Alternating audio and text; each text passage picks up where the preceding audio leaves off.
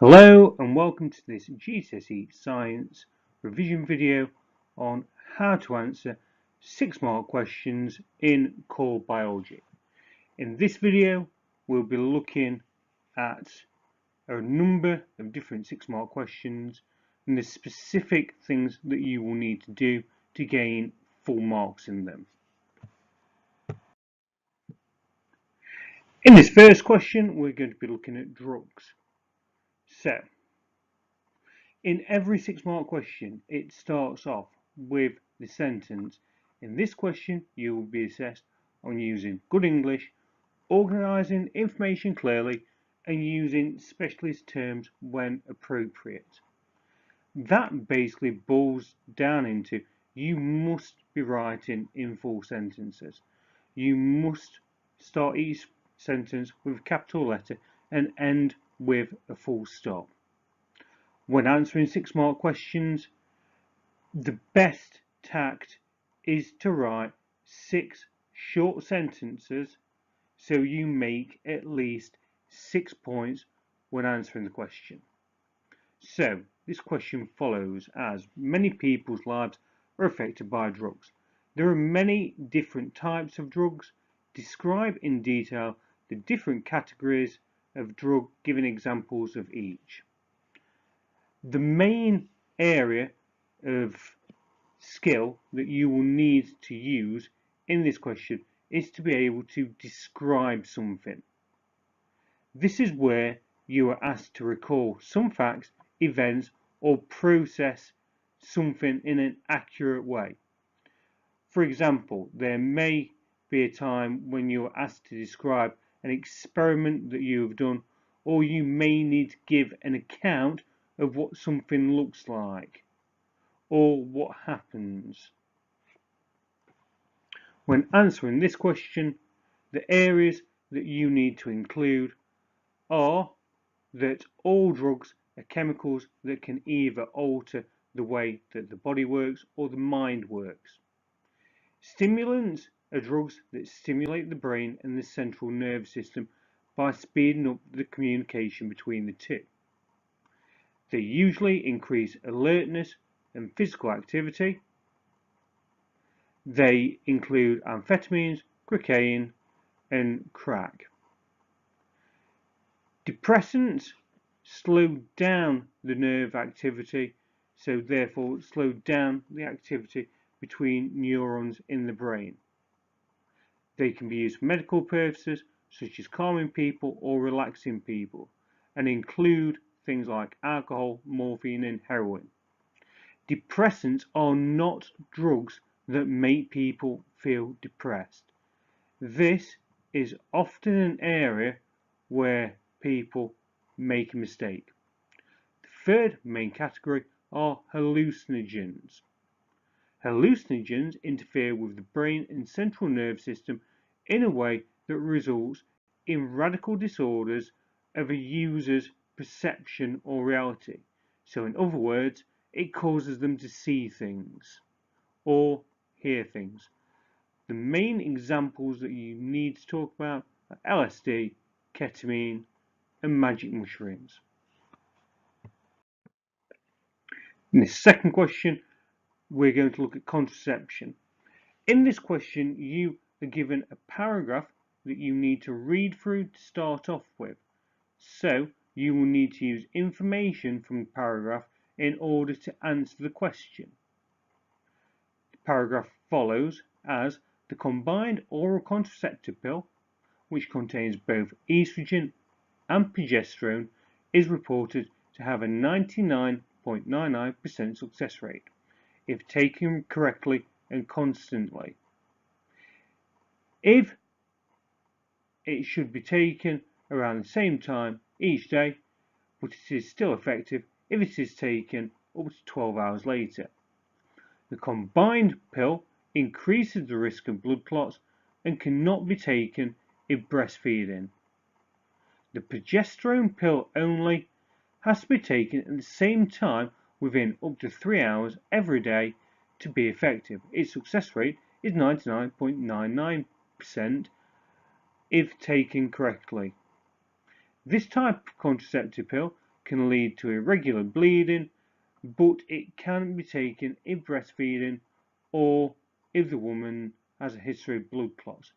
Evaluate the use of these two types of contraceptive pills. So, in this question, you are being asked to evaluate something. When evaluating something, you should use the information supplied as well as your own knowledge and understanding and consider evidence for and against each category. An evaluation goes further than just comparing. For example, you may be asked or given a passage to read, as in this question, and asked to evaluate the benefits of X against Y, for instance. This means that you will need to write down some of the points both for and against both types. So, in this question, things that you could talk about for the combined pill are that it's more effective, it can be taken within 12 hours, however, it does increase the risk of blood clots and cannot be used when breastfeeding. Things that you can talk about for the progesterone only pill is that it's less effective, it's only effective when taken within a 3-hour period, however, it does not increase blood clots and can be taken during breastfeeding. The next question that we're going to look at looks at diet and exercise.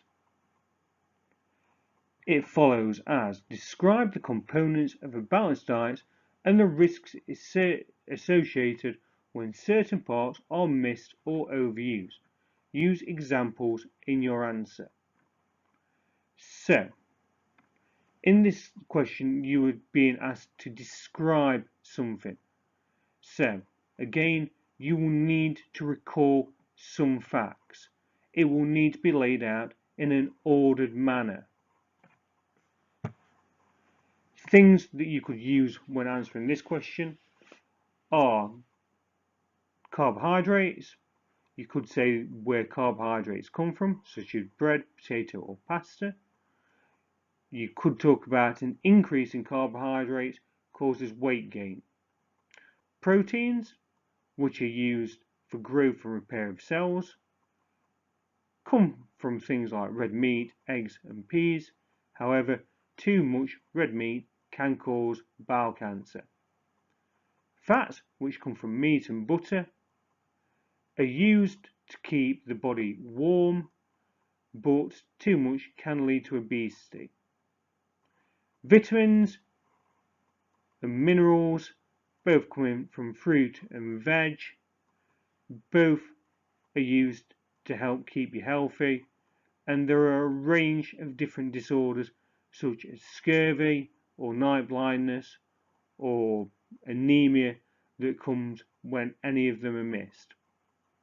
Fibre, which comes from cereals, pasta and beans, is not absorbed by the body but helps food move through the digestive system. And last is water, where you need to talk about the fact that too little water can lead to dehydration, which can lead to death.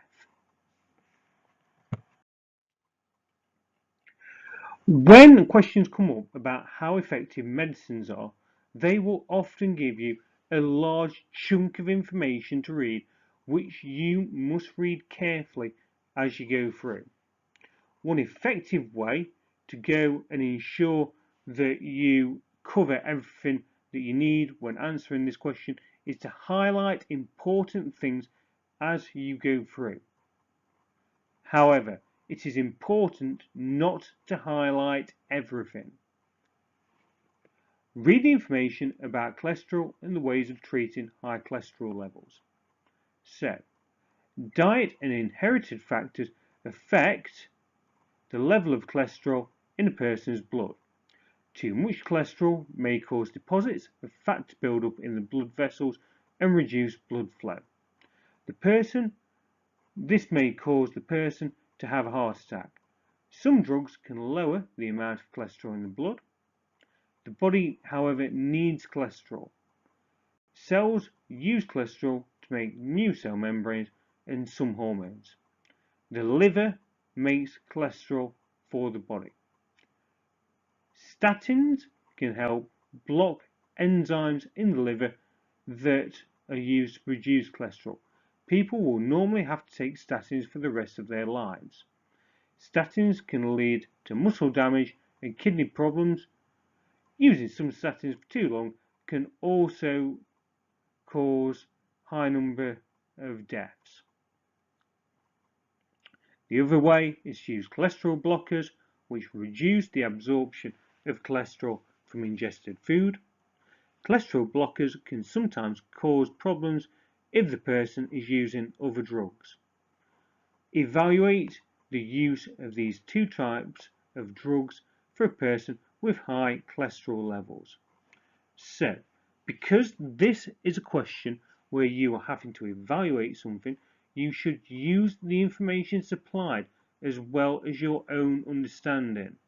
Again, it goes further than just comparing the two. Things that you could talk about include the fact that statins can damage muscles, kidneys and other organs. Statins can cause death, but cholesterol blockers don't. Cholesterol blockers can interfere with the action of other drugs, however statins don't.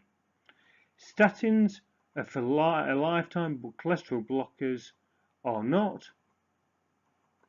Statins are better for people with inherited high cholesterol. Cholesterol blockers are better for people with dietary cholesterol problems. And taking cholesterol blockers is better than dying of a heart attack or the buildup of fat deposits in the blood vessels. Next question is about pathogens. Remember that a key point that you may want to include at the start of any answer about pathogens are that pathogens are disease-causing microorganisms. This phrase will usually get you a mark.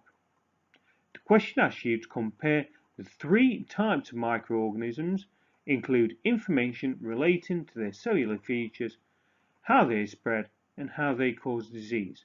So, it's important to talk about all three, not just two, for example, as this will lose you marks. You will need to describe similarities and differences between the different pathogens. Things that you can get marks for are that fungi have a nucleus, a cell membrane, and a vacuole. They're spread by spores, and they cause disease by hyphae, which are extensions penetrating the skin. Bacteria are small, they have no vacuole, they have a cell membrane, they can be transmitted by direct or indirect contact, by droplet infection, and they directly damage cells by producing toxins. Final one are viruses, which have a protein coat, no vacuole, and only simple DNA. They're transmitted by direct contact or indirect contact, by body fluids, for instance, and replicate inside the cells, which destroys them. Next question is about developing new drugs. It asks you to explain the process of drug development, starting with preclinical trials and ending with the drug launch. No marks will be given unless each stage is described. So, as you were asking to describe something, you should make your answer clear or state reasons for each stage. A simple answer or a series of simple phrases will not gain you the full marks. The marks for this question would come from the following points. Preclinical development is done using computer simulations or animal testing or by tissue cultures. It is carried out to make sure that the drug works in principle. After this, we move on to animal testing using rats. This is carried out to make sure that there are no serious side effects, as if there were serious side effects or multiple deaths in the rats, then the drug would not be developed. After this point, we can move on to human trials. Phase 1 trials are carried out on healthy people to make sure that there are no side effects. Phase 2 trials are carried out on approximately 200 to 400 people and are used to work out a safe dosage. The Phase 3 trial is carried out on around 3,000 people. It uses a placebo and it uses a double-blind trial to ensure that people cannot fake the results. The next question is on drugs in sport. So, when athletes compete in competitions, they want to win. In some cases, they have taken drugs to help them achieve this. Describe in detail why an athlete may take drugs, what sort of drugs they may take, and an explanation of how ethical you think drugs in sport are. So, when answering this question, because in it is stated certain areas that you must cover in your answer, then you need to talk about those particular areas. Some of the reasons that you may give for people taking drugs is to improve their performance, to alleviate pain so they can keep going, to build muscle quicker, or to help calm them down. Some examples of drugs that can be taken are stimulants. So a stimulant would stimulate the sensory system and the nervous system. It would help raise heart rate. Painkillers, which act on the central nervous system to prevent the body from feeling pain. Steroids, which increase muscle mass, and anxiety-reducing drugs. In terms of ethical reasons, as long as you are justifying what you are saying, regardless of whether you think you would go for or against, then the marks would probably be given. Hormonal control in plants is caused by auxins and is due to a growth response towards or away from a stimuli. So, plant growth is affected by gravity. When a plant is laid flat, so the root and shoot both lay along the ground, the shoot still grows up and the root still grows down. Describe how the movement of the plant hormones causes this to happen. Because in the question it is talked about both the root and the shoot, you will need to talk about how gravity affects the root and how gravity affects the shoot.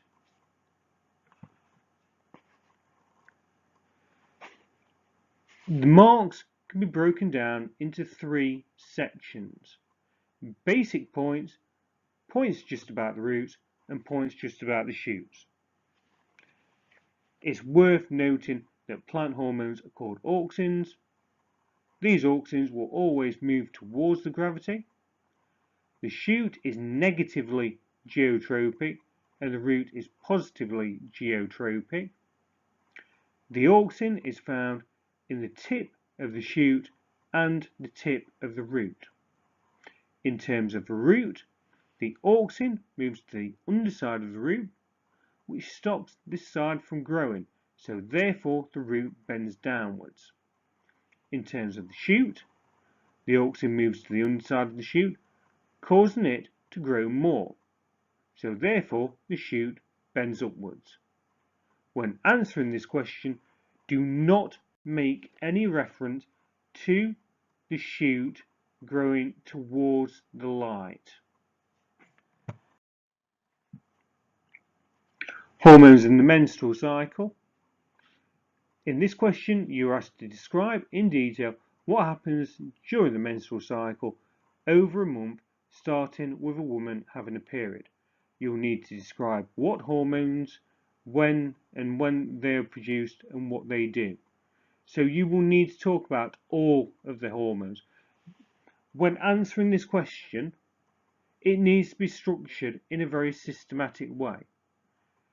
Start with what happens first, then move on to what happens directly after that, and so on. Don't jump about. The marks of for this answer would come from talking about the pituitary gland releasing FSH, FSH stimulating egg maturation and estrogen release, the ovaries releasing the estrogen, estrogen causing the uterus lining to thicken, estrogen turning off FSH and stimulating the release of LH from the pituitary gland, the LH causing the egg release and leaving behind an empty egg follicle, which releases progesterone, which maintains the uterus lining. If the progesterone runs out and the egg is unfertilized, then the woman will have a period and the cycle will start again. Following on from the previous question, something else that you might be asked to do with female hormones is about IVF. The question asks, describe in detail how IVF treatment is carried out to help people have children. The marks for this answer would come from talking about drugs are taken to block FSH. FSH is injected into the woman in a large amount so she produces many eggs. These eggs are extracted. The eggs are then fertilized outside of the body.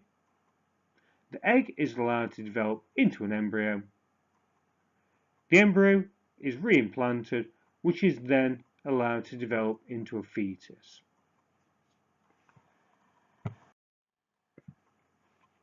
The next question that I want to look at is about natural selection.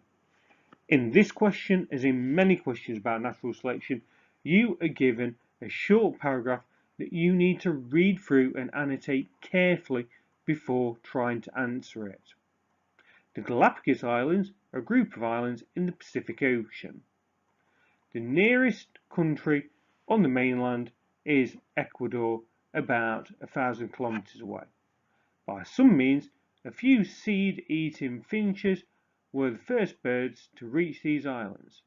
This single ancestral species has since evolved into many species.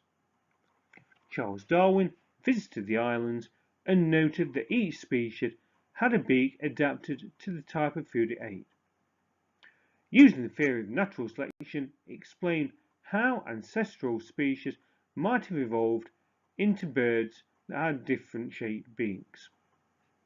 An important thing to note about this question is even if you've not heard of the Galapagos Islands, your answer still needs to follow the basic points of natural selection.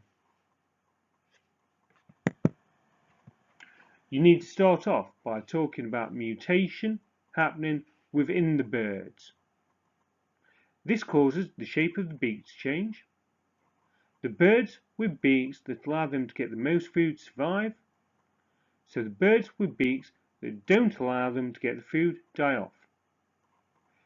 These genes are then passed to the next generation, so eventually the beaks will become adapted to getting a certain type of food for a particular island. Next question looks at basic animal adaptations. So, plants and animals have become adapted in many different ways to reduce the risk of being eaten by predators. Describe these adaptations, give examples of animals and plants adapted in the ways that you describe. So, you will need to make sure that you are giving examples, as this will often be an area which is overlooked. The areas that you could talk about are mimicry, which is where one organism will evolve to look like another. This is possibly poisonous. With plants, they may develop thorns or spikes, which stop predators from eating them. In animals, they may develop long limbs or streamlining, which enables them to outrun a predator. They may develop a bad taste or poison. So many frogs that are brightly coloured in South America are poisonous, which prevents them from being eaten. They may develop large ears or have eyes on the side of their head so they can see or detect a predator sooner, which gives them more time to escape. And both predators and prey can become camouflaged to either hide themselves from the predators or from the prey that they may be hunting. Next question is looking at decay. In this question, you were given a diagram, so it is probable that you will need to refer back to the diagram at some point within your answer. Gardeners often collect fallen leaves in autumn and place them on compost heaps. Describe how the carbon compounds in the leaves can be recycled so that they can be used again by the trees. Give environmental conditions which speed up the processes that you have described. So, for each process, it's important to describe it in detail. So, you can talk about the leaves being broken down by bacteria or fungi. You could talk about specific detritivores, such as worms, breaking the leaves down to increase the surface area. You can talk about the organic matter being digested by the use of enzymes, which breaks it down into its original organic matter, which can then re-enter the food chain. The temperatures that are best for decay are: it needs to be warm, it needs to be damp, there needs to be a lot of oxygen, and the pH needs to be around 7.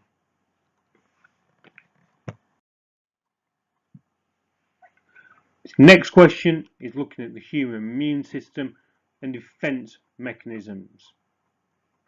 Before answering a question like this, it's worth taking a bit of time to get your thoughts together and try and remember everything you can about what you know about the immune system.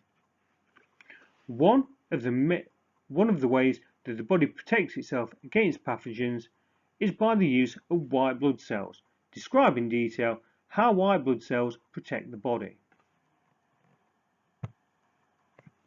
So, some of the points that you can make are that white blood cells can ingest the pathogens, produce antibodies, and produce antitoxins. You could talk about the process of phagocytosis, which describes how the pathogen is being digested. White blood cells recognize specific pathogens. White blood cells can produce specific antibodies to pathogens. They can produce T lymphocytes, which recognize antigens on pathogens and either attack them directly or help coordinate the activity of other B cells. And B cells can turn into memory cells to help with the immune process later in life, so you do not become affected by the same disease more than once. This question looks at the energy flow through a moorland. It gives you a food web, so your answer will need to refer back to that food web. It's worth remembering that a food web is made of a number of different interconnected food chains. The diagram below shows a food web for some of the organisms that live on a moorland. Only a small percentage of the sun's energy captured by the heather is eventually incorporated into the tissues of the fox. Explain as fully as you can what happens to the rest of the energy captured by the heather. So, first thing that you need to do when approaching this is identify the food chains that involve the fox. So you could have the heather going to the rabbit, going to the stoat, which goes to the fox, or the heather going to the vole, which goes to the stoat, which goes to the fox. Some examples of things that you could gain marks for is describing how energy is lost at each level, or why the amount of biomass decreases between each level. You can talk about respiration, which releases energy. You can talk about energy being lost by the organisms in their waste. You could talk about the different organisms needing to use the energy for maintenance and repair. Some of the energy will be used for movement. Some of the energy will be lost to the surroundings by heat. And some organisms will simply die without ever being eaten, so therefore the energy that's trapped in their biomass will never be passed on.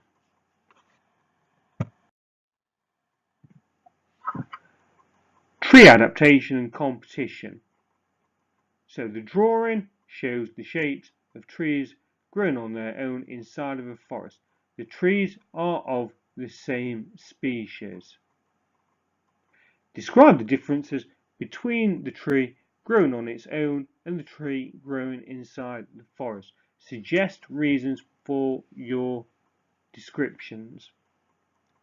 So, as you've been given a diagram, you will need to refer to both trees, not just one of them. You'll need to describe both trees. So the tree on its own is more bushy, it has more leaves further down. The trees that are in the middle of the forest only have leaves near the top. The tree on its own is shorter. The trees in the forest need to be taller as they are competing for light, so need to spread their leaves out at the top. The tree by itself has leaves going all the way down it because it can get light all the way down, where the trees grown in the forest only have leaves near the top as there is very little light near the bottom.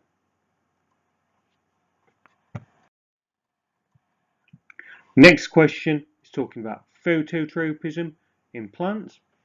Remember, phototropism is the growth movement towards light. So plants grow towards light by the movement of plant hormones within the cells of the plant. Describe in detail why plants grow straight upwards when the light is above them and to one side when it's shone from only one side. So, as before, you'll get some marks for talking about the basics of auxins, some marks for talking about when the light is above, and some marks for talking about when the light is at the side. You will always gain marks for referring to a plant hormone as an auxin. You'll need to talk about auxins moving away from the light, that plants are positively phototropic, and that the auxin is found in the tip of the shoot. If the light is shone from above, the auxin moves equally down both sides of the shoot. So both sides grow equally. This causes the plant to grow straight up. If the light is just shone from one side, then the auxin moves away from the light. So the auxin moves just down one side of the plant, causing that side of the plant to grow more, so therefore the plant bends towards the light. The final question that we're going to look at is about reflex actions. A person puts their foot on a sharp object, they automatically lift their foot. The instructions involved in this reflex action are shown in the diagram below. Describe in detail the reflex arc. As there is a diagram, you will need to refer to the structures in that diagram. If the diagram has different points on it, make note of where those points are. The things that you would get marks for in this answer, we're talking about sense nerve is stimulated, which sends a nerve impulse up a sensory neuron. This nerve impulse passes over a synapse. It then travels over the spinal cord for a relay neuron. The relay neuron passes its nerve impulse over a second synapse to a motor neuron. A nerve impulse passes down a motor neuron, which causes a response in a muscle. It's also worth putting about any question about reflexes that reflexes are fast and don't involve the brain to protect the body from harming itself. I hope that this video has been useful. Go back, have a go at some of the questions, make notes of the points on the mark schemes, and good luck with your exam.